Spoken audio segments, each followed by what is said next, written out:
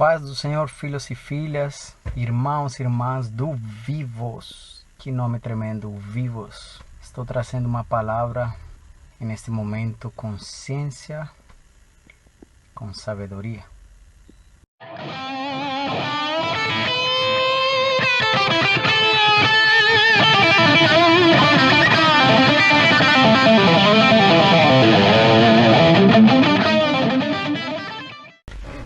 É muito possível que você precise assistir ela várias vezes. Tem dois links para você ver algumas dinâmicas que são bem interessantes de ciência, dos vídeos bem legais. E um desafio, se for possível, de você realizar. Essa palavra dá continuidade à anterior que trouxe sobre ouvir e a importância de ouvir a palavra do Senhor. Na aula anterior falei sobre ouvir a voz de Deus e neste estou trazendo mais um foco de ver. Depois vamos entender que o ouvir, o ver e o perceber faz parte da dinâmica do reino de Deus. O Senhor nos chamou para ser entendidos nas coisas do Espírito. Não podemos separar o reino de Deus disso. Nós fomos chamados através do Espírito Santo e somos cheios do Espírito Santo para viver nas dimensões do Espírito Santo. O reino de Deus, ele não é comida nem bebida, mas ele é o Espírito do Senhor. É justiça, paz, alegria no Espírito. Eu queria começar com um experimento científico que foi o início da fotografia.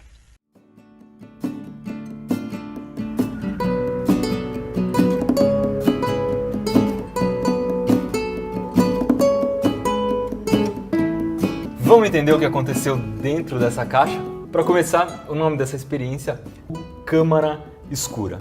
E ela funciona exatamente do mesmo jeito que uma câmera fotográfica. Esse furo aqui é como se ele fosse a entrada de luz da câmera, onde fica a lente. E a luz é projetada nesse papel branco, que na sua câmera é o CCD, é o sensor da câmera, e nas câmeras antigas é o filme que ficava aqui. Então, dentro da sua câmera fotográfica existe um espacinho muito pequenininho que funciona igual esse espaço que eu estou aqui dentro. E como que a imagem é projetada aqui? Vocês estão vendo aquele violão lá atrás? Se isso aqui tivesse tudo fechado, seria a imagem daquele violão que eu estaria vendo aqui. Por quê? Porque os raios de luz que estão saindo daquele violão, alguns raios de luz, vão passar por esse furo e vão ser projetados aqui na frente. Foi uma caixa preta e nessa caixa se pegar uma caixa totalmente preta, se fazia um orifício e no outro lado da caixa se colocava um papel. Na verdade era uma placa que tinha alguns químicos que faziam que a luz transpassasse, entrasse pelo orifício e plasmasse a imagem nessa placa metálica. E assim começou a se plasmar a imagem em uma placa metálica e nasceu as primeiras fotografias. É muito interessante, porque é só uma caixa com um orifício. Então, este orifício captou a luz e plasmou dentro da caixa uma imagem. Interessante demais isso, porque é como se o orifício tivesse atraído a imagem dentro da caixa. E nós vamos trazer uma palavra na Bíblia para entender um pouco uma dinâmica espiritual sobre isso.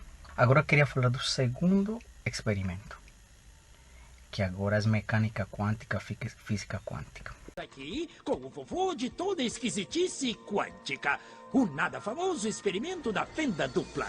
Para entender esse exemplo, nós precisamos ver como partículas ou bolinhas de matéria agem. Se por acaso lançarmos um pequeno objeto pela fenda, que pode ser uma bolinha de gude, podemos ver um modelo na parede de trás, pois as bolinhas passaram pela fenda e bateram lá. Agora, se colocarmos uma segunda fenda, nós esperamos ver uma segunda tira duplicada à direita. Agora, vamos ver as ondas. As ondas batiam na fenda e irradiavam, batendo na parede de trás, com maior intensidade diretamente na linha da tira. A linha iluminada, na parede de trás, mostra essa intensidade. É parecida com a linha que as bolinhas de gude fizeram. Mas, quando adicionamos a segunda fenda, acontece uma coisa diferente. Se o topo de uma onda encontra a parte de baixo de outra onda, elas se anulam. Agora existe um modelo de interferência na parede de trás. Os lugares onde dois topos se encontram são os de mais intensidade, as linhas de luz, e onde elas se anulam, não tem nada. Então, quando jogamos coisas, quer dizer matéria, através de duas fendas, temos isso. Duas linhas. E com ondas, nós temos um modelo de interferência com muitas linhas. Por enquanto está bom. Agora, vamos ficar quânticos. Um elétron é um pedaço bem pequenininho de matéria, como uma bolinha de gude. Vamos jogar uma corrente por uma fenda. Se comporta igual a bolinha de gude, uma linha só. Então, se lançarmos essas coisas pequenininhas pelas duas fendas, devemos ter, como com as bolinhas, duas linhas. O quê? Um modelo de interferência. Nós lançamos elétrons, pedaços bem pequenininhos de matéria. Mas temos um modelo igual ao das ondas, não como o das bolinhas. Como? Como pedaços de matéria podem criar um modelo de interferência como o das ondas? Isso não faz sentido. Mas os físicos são espertos. Eles pensaram, talvez essas bolinhas estejam pulando umas nas outras e criando este modelo. Então, eles resolveram lançar os elétrons um de cada vez.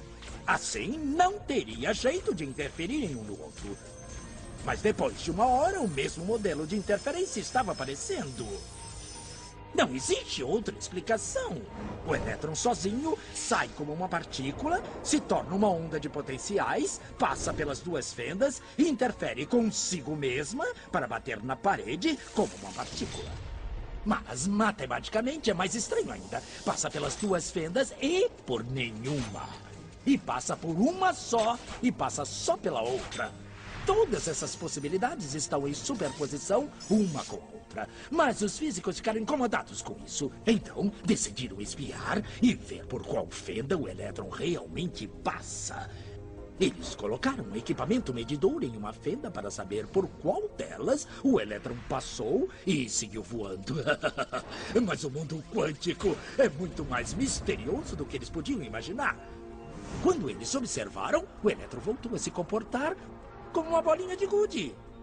Ele produziu um modelo de duas linhas, não um modelo de interferência com várias linhas. Só o ato de medir ou observar por qual fenda o elétron passaria fez com que ele passasse por uma fenda, não pelas duas. O elétron decidiu agir diferente, já que ele sabia que estava sendo observado. E foi assim que os físicos entraram nessa terra estranha e misteriosa dos eventos quânticos. O que é a matéria? Bolas de gude ou ondas? E ondas de quê? E o que o observador tem a ver com tudo isso? O observador acabou com a função de onda simplesmente por observar. É o experimento das placas. E nesse experimento, o cientista disparava átomos em uma placa que tinha dois buraquinhos. duas fendas, na verdade. Primeiro uma fenda e duas fendas. E eu só quero resumir ele, porque preciso um tempo de entender, de estudar, de ver, de abrir o coração para esse entendimento. Ao final do experimento, o que ele expressa e a física quântica diz é que o olhar do observador mudou o resultado do átomo. Agora, quer dizer que o átomo se comporta de uma forma, a molécula, átomo, a partícula, a onda também fala, se comporta de uma forma determinada quando eu não enxergo para ela. No momento que eu olho para ela, ela toma outro comportamento. A importância disso é que cada vez que eu observo detenidamente, eu mudo o objeto que está sendo observado. Isso me fala de uma percepção, de uma capacidade de enxergar e prestar atenção nas coisas. E a palavra em Hebreus 12:2 diz: olhando para Jesus, autor e consumador da fé, o qual pelo gozo que lhe estava proposto, soportou a cruz, desprezando a afronta e assentou-se à destra do trono de Deus. Diz, olhando para Jesus, o autor e consumador da fé. Como eu olho para Jesus? Como? Ele é o autor e consumador da fé. Primeiro eu parto que para eu olhar eu preciso ter fé. A fé é o veículo que me permite ouvir e olhar o reino. Por que isso é tão importante? Porque a visão, a percepção, ela traz as imagens do reino de Deus à existência. Dá uma olhada em Mateus 6, a partir do 19. Não ajunteis tesouros na terra, onde a traça e a ferrugem tudo consomem, e onde os ladrões minam e roubam. Mas ajuntai tesouros no céu, onde nem a traça nem a ferrugem consomem, e onde os ladrões não minam nem roubam.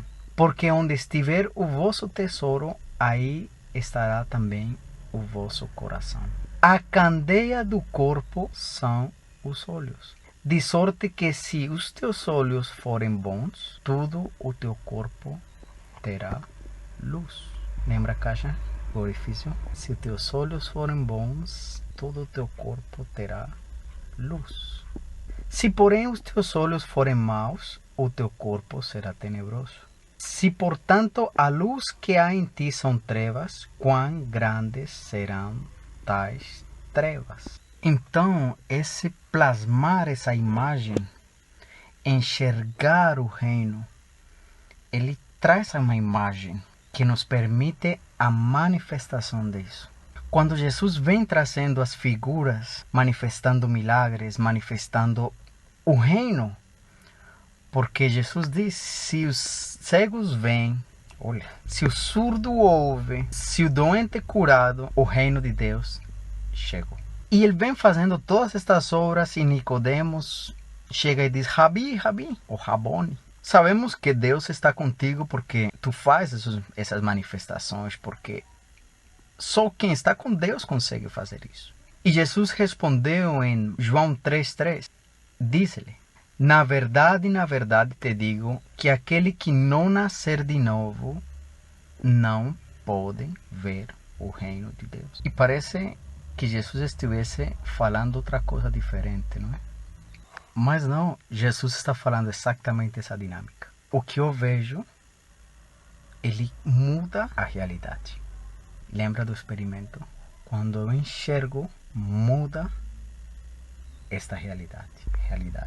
João 3:11 diz, na verdade te digo que nós dizemos o que sabemos e testificamos o que vimos e não aceitais nosso testemunho.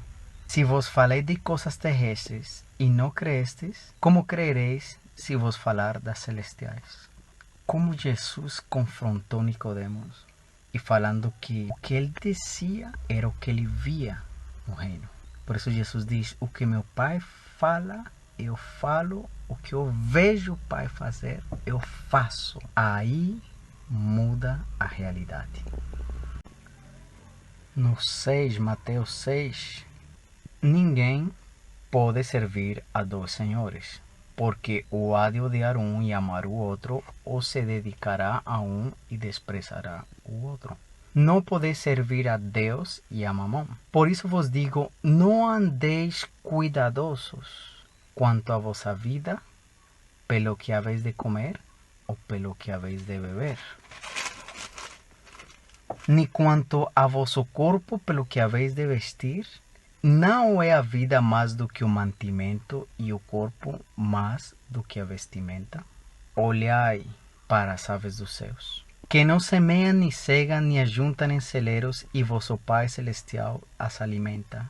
Não tendes vós muito mais valor do que elas? 31. Não andeis, pois, inquietos, dizendo: que comeremos, ou que beberemos, ou com que nos vestiremos? Porque todas estas coisas os gentios procuram. De certo, vosso Pai Celestial bem sabe que necessitas de todas estas coisas.